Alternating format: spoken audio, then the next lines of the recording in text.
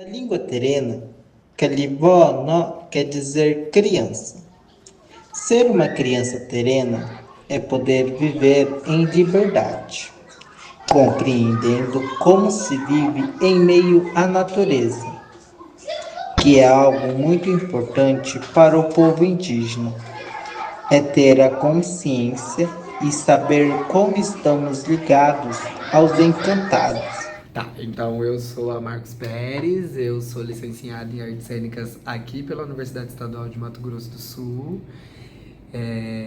Sou intérprete, criador e integrante do grupo Renda que Roda e do grupo de pesquisa Corpo Sendo.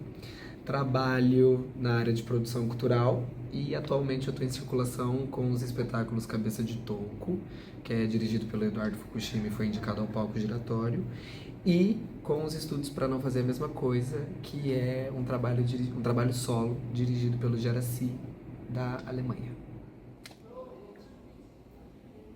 Eu sou Tom Conceição, eu sou de Salvador, Bahia. Trabalho com danças populares, com teatro de rua, teatro infantil, teatro de formas animadas. Atualmente estou desenvolvendo uma pesquisa sobre máscaras teatrais, máscaras expressivas, máscaras que dançam e corpo máscara.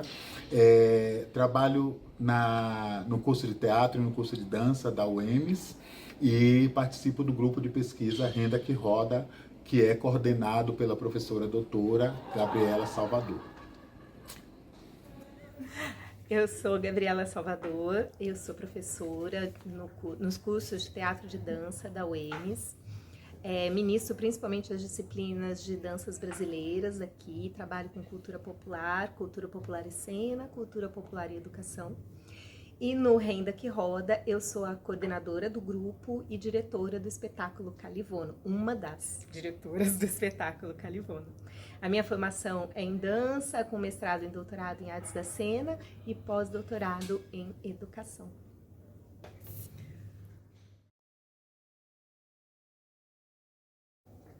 Essa obra ela nasce de um desejo que a gente tem no grupo Renda que Roda de muito tempo, em fazer um projeto para público infantil, a partir da proposta das danças brasileiras e desse corpo que vem da cultura popular.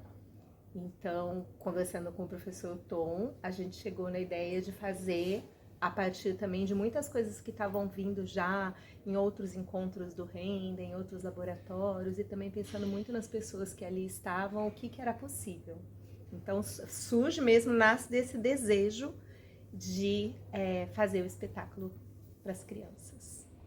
Bem, o Calivono, ele era uma vontade antiga do grupo de pesquisa Renda que Roda. Era uma vontade que não tinha nome ainda, mas tinha a modalidade. Os componentes e as componentes do grupo queriam montar um trabalho infantil, né, de dança infantil, a partir das poéticas populares, de danças populares regionais. E nós começamos, depois que eu entrei no grupo, a experienciar algumas danças populares brasileiras, como maracatu, cavalo marinho, o jongo, que é uma dança de poética negra, afro-referenciada, né? O frevo. E a partir dessas danças, também os laboratórios que a professora Gabriela Salvador realizou sobre o estado expandido de consciência. E a partir desses laboratórios, nas partes criativas, foram surgindo muitas ideias corporais que davam para nós, enquanto diretores, tanto eu quanto a professora Gabriela Salvador, algumas ideias muito potentes que poderiam virar cena. Então, a partir daí, nós conversamos e aí eu propus a ideia de montar um espetáculo infantil, ainda sem nome, sem nenhum perfil, mas, então, e aí foram surgindo muitas pistas da memória, das infâncias, e aí eu fui anotando a partir dos laboratórios, conversando com a professora Gabriela, a gente foi construindo muito a partir de uma parceria na direção, fomos conversando, construindo algumas cenas, propondo algumas situações cênicas, e a partir daí foi se delineando um trabalho infantil. E aí, em conversa com o Taiso, que é um integrante do grupo que é indígena, a gente chegou na necessidade de ter essa referência indígena também norteando o trabalho, e aí surgiu o nome, porque já tínhamos as danças, já tínhamos algumas referências da cultura, a cobra inicial, que é a cobra coral, já tínhamos as referências na cultura, mas não estava tão deliberado.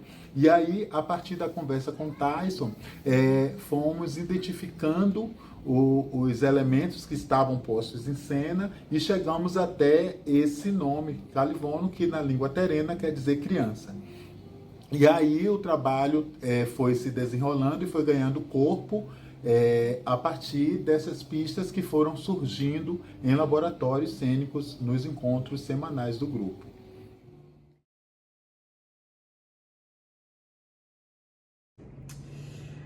O processo de Calivono, ele começou um ano antes da escrita e da elaboração do projeto que a gente aprovou no edital. E ele tinha o nome de Eu, Tu, Ele, Nós, Vós, Elas. E aí, inclusive, a escrita do edital, ela foi com a proposta desse nome para o espetáculo. E aí ele surgiu de uma conversa que a gente teve no grupo, onde a Gabi perguntou qual que era o nosso interesse enquanto território de dança, assim, né? O que interessava pra gente enquanto pesquisa de movimento, quais eram esses territórios. E aí a gente foi levantando vários territórios, assim, desde as infâncias até os terreiros, as festas populares, então os encantados, as coisas começaram a surgir aí. Inclusive muito antes da entrada de metade do atual elenco do espetáculo. E aí a gente mandou o projeto inscrito com esse nome. A gente chegou a fazer uma amostra do Eu, Tu, Ele, Nós, Vós, Elas. E aí já tinham muitas figuras que depois continuaram na proposta do espetáculo infantil, porque nesse primeiro momento ele não era um espetáculo voltado para as infâncias. Ele era um espetáculo voltado para o público adulto, jovem, enfim. E aí ele tinha algumas personagens que depois continuaram, como a figura da velha, a figura da própria cobra, a ideia do funk também, enfim, algumas coisas se desdobraram depois no contexto da criação do espetáculo infantil. E aí a criação do espetáculo infantil, ela se deu a partir desse primeiro processo criativo, assim, né, e da aprovação do projeto no edital da Aldir Blanc. Uhum. Foi assim que surgiu.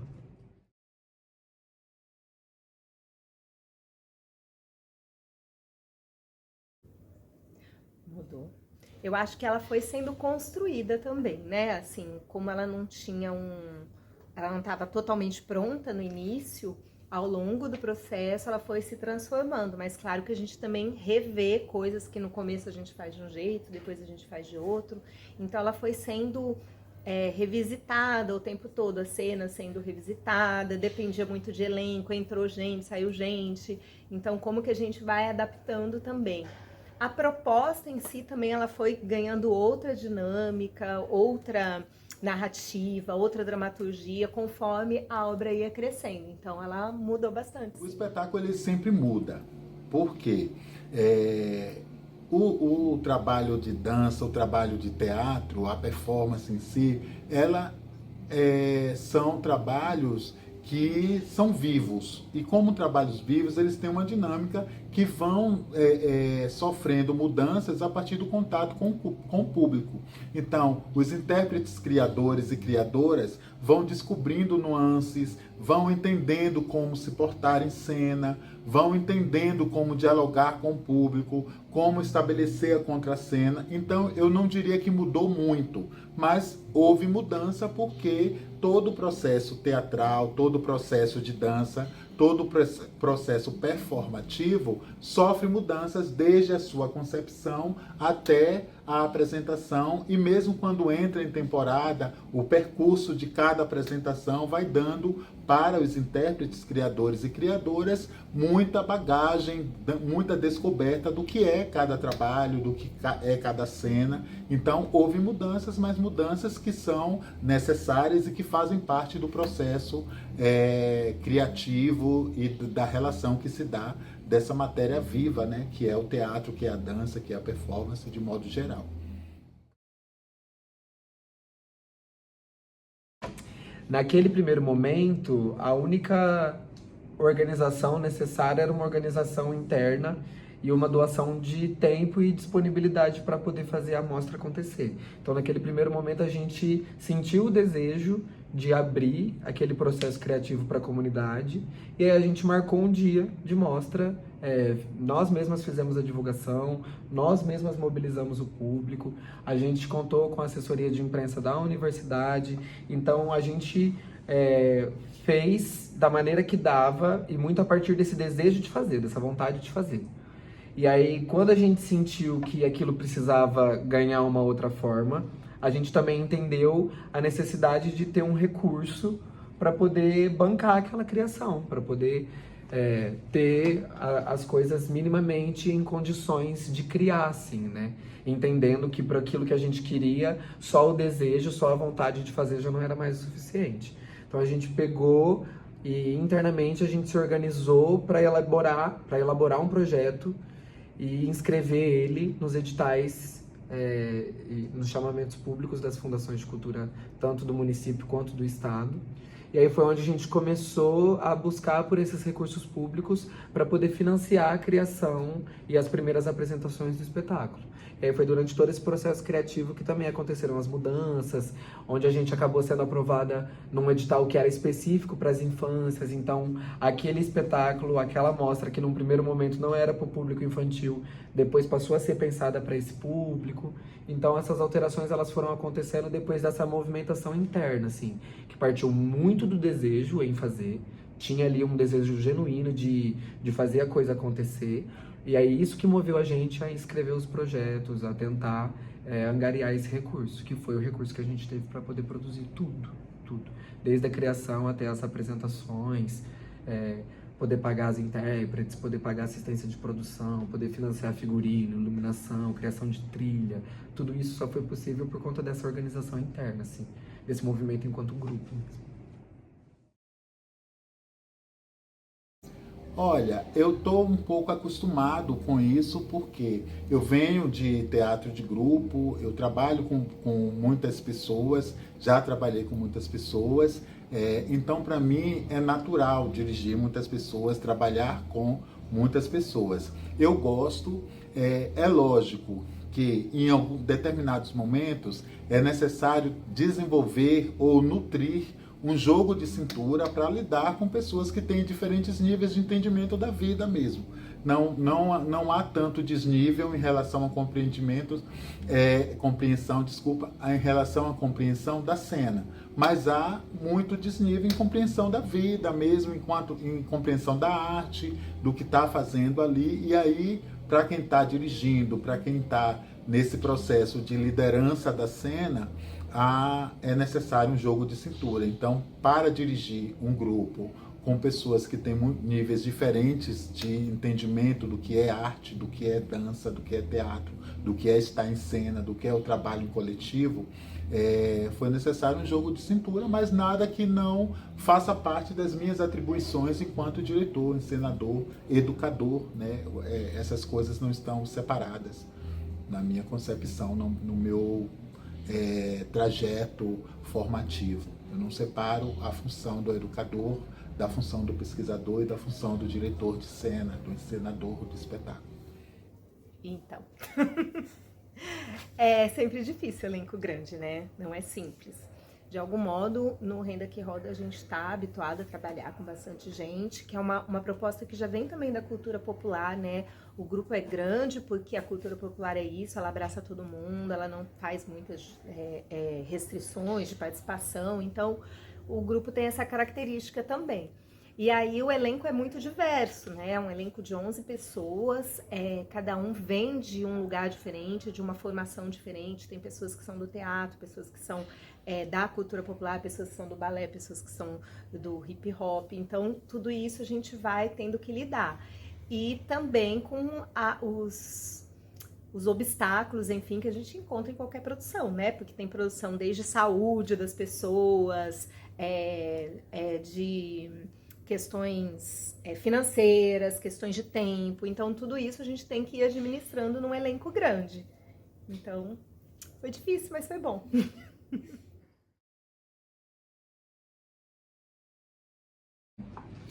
Ah, a gente sempre pensa, porque eu acho que faz parte, inclusive, de todo o processo, seja ele criativo, seja ele pedagógico, seja ele, enfim, qualquer processo de vida, eu acho que a gente, em algum momento, acho que vai dar errado.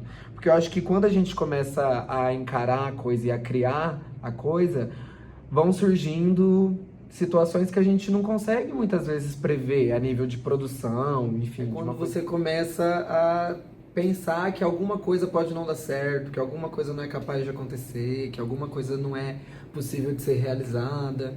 Mas o processo criativo também ele vem para tensionar esse lugar de resolução das coisas, assim, né? E tudo isso também é muito movido pelo interesse que a gente mantém no próprio processo criativo, em como que a gente consegue manter acesa aquela vontade de continuar investigando, tanto as propostas que estão indo para a cena, quanto a dramaturgia que aquilo cria, né? As simbologias que aquele trabalho apresenta.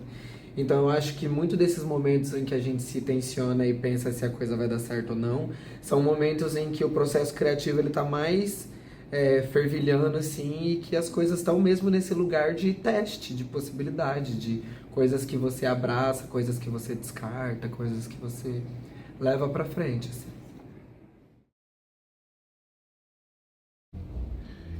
Eu busquei provocar a nutrição da memória e de memórias de infância. E aí, em conversa com a professora Gabriela, a partir dos laboratórios, eu tive que recuar. Por quê? Eu fui inocente em relação a isso. Quando eu pensei em provocar memórias da infância, eu não fiquei muito ciente ou não estava atento para o fato de que nem toda a memória da infância são memórias boas. Às vezes chegaram memórias que eram memórias ruins. E eu sempre nutri, eu uso muito a palavra nutrir porque eu acho que o caminho da arte é um caminho que precisa ser nutrido, precisa ser alimentado cotidianamente ou então de tempo em tempo. Então eu sempre nutri a ideia de que teatro não é terapia, dança não é terapia. Pode servir para isso também, mas não é esse fim. Então, ao provocar as memórias da infância e chegar a memórias que não eram tão legais, me preocupou porque não podemos, através da arte, abrir janelas que não podemos fechar. Então, se eu provoquei uma memória que não era uma memória muito boa, a pessoa acessava essa memória, depois saía do encontro, ia chorando para casa ou de forma com energia muito baixa, porque a gente abriu uma janela e não fechou essa janela, porque não temos instrumentais para isso. Então, eu busquei provocar essa memória, mas eu me detive no fato das memórias que começaram a surgir em algumas pessoas, que eram memórias que não eram legais. Então, paramos com a ideia da memória e focamos com a ideia do trabalho coletivo, com a ideia do cruzamento, dos atravessamentos, das diferentes danças populares que atravessam o interesse também dos intérpretes criadores, como o funk, o siriri, maracatu, o próprio trabalho com máscaras, que é um trabalho que me interessa muito, que é o corpo máscara, não é a ideia da máscara em si, mas o corpo máscara. E com isso veio a construção das alegorias, né, que são os bonecos, que são os bichos papões, e que são frutos da pesquisa que eu desenvolvo a partir desse corpo mascarado, deste corpo que dança a partir de uma alegoria. Essa alegoria, inicialmente, sofreu muitos impulsos a partir da Marcos Pérez, né, que foi uma das primeiras intérpretes criadoras a trazer elementos para a criação dessa alegoria, né? E depois essas inspirações foram tocando outros intérpretes e outras intérpretes para chegar a me dar materialidade para construir essas máscaras e voltar com essas materialidades para a cena. Então, assim, nessas provocações muitas coisas foram embrincando e trazendo memórias e saindo de memórias, indo para a prática, saindo de práticas, indo para aportes teóricos, saindo de aportes teóricos, voltando para a sala de aula, voltando para os encontros, trazendo referências do chão da escola. Tem muita gente no grupo que está atuando como professor, professora, né? Então, essas provocações foi esse lugar de atravessamentos, de cruzamento, né? Então, principalmente a minha parte do trabalho, eu acho que era provocar muito, como é sempre, provocar muito esse corpo que vem da cultura popular, né? Então, desde as estruturas, o trabalho com as estruturas do corpo, o trabalho técnico mesmo mais aprimorado. Mas também a gente lida muito com memórias, a gente lida muito com as imagens, né, que o elenco traz. Então, eu provoco muito esse lugar das imagens, das memórias, mas também a parte técnica, né, que é muito importante a gente dançar um maracatu como é o maracatu, a gente dançar uma capoeira como é a capoeira, né, e para que esse corpo também esteja, para que essa cultura esteja bem representada nesse corpo em cena.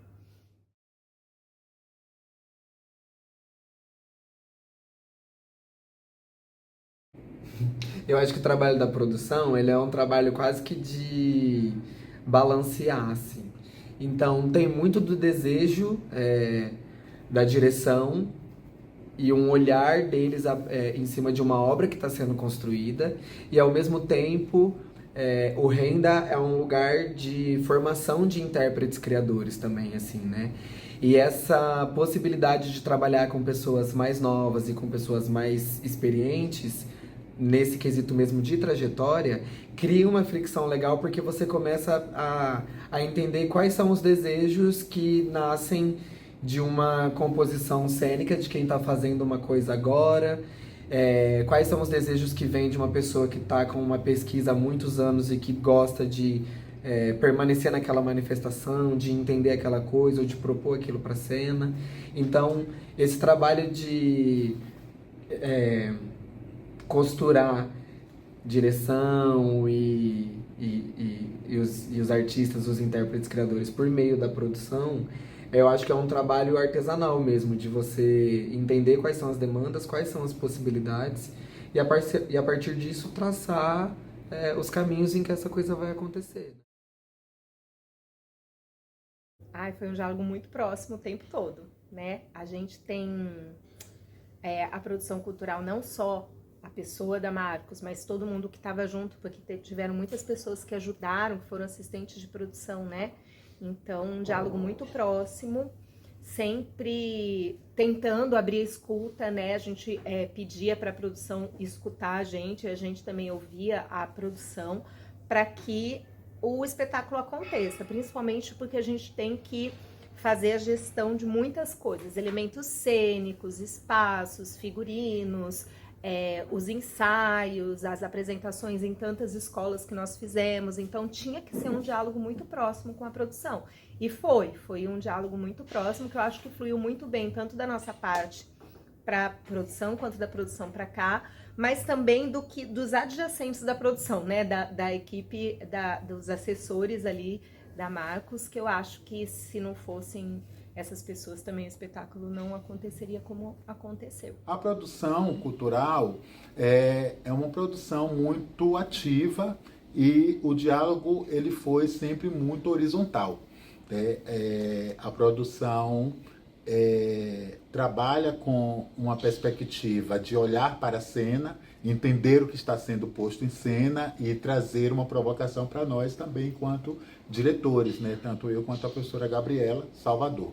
E a partir daí a gente estabeleceu esse vínculo, de horizontalidade, onde tudo é conversado, compartilhado, avaliado, porque às vezes a produção pensa no caminho mais pragmático e nós que estamos na cena pensamos no caminho mais relacional, mais atitudinal, que às vezes não vai no mesmo caminho, na mesma direção que a produção está olhando. Mas o diálogo ele sempre foi a tônica da relação com a produção e a direção do espetáculo.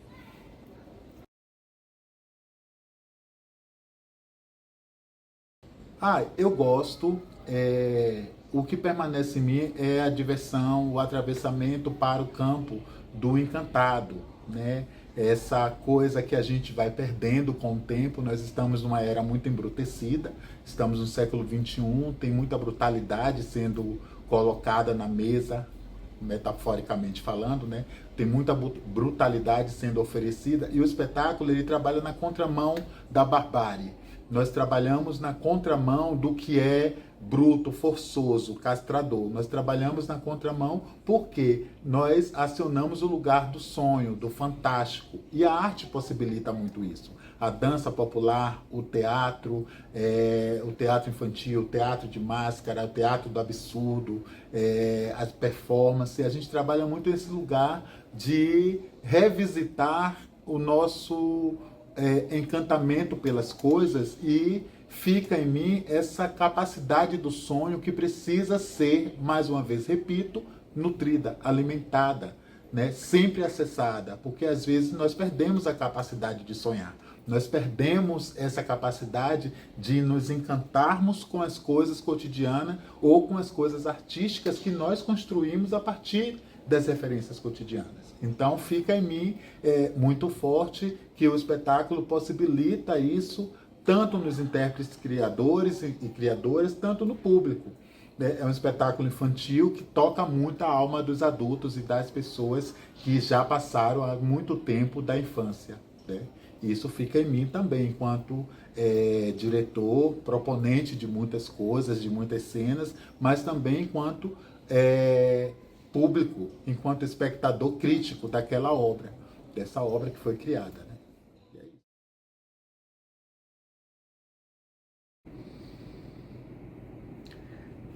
Eu acho que eu consigo compreender ainda mais como funciona esse território, que é o Grupo Renda que Roda. Consigo olhar para esse espaço como esse espaço transversal, interdisciplinar, que reúne diversos públicos, né? Desde pessoas que não estão mais na graduação, desde pessoas que estão na graduação, pessoas que estão desenvolvendo pesquisas no âmbito de mestrado, doutorado, pessoas que estão desenvolvendo pesquisas no âmbito das criações cênicas. Então eu consigo olhar para esse lugar com um entendimento mais sensível e mais poroso para esse lugar de formação, de entender que ele é mesmo esse lugar onde os mais experientes vão se encontrar com os menos experientes e que esse compartilhamento de coisas vai acontecer, e que essa confluência vai acontecer e que para isso é preciso paciência, organização, metodologia, assim, proposta de fazer, assim, proposta de modos de fazer.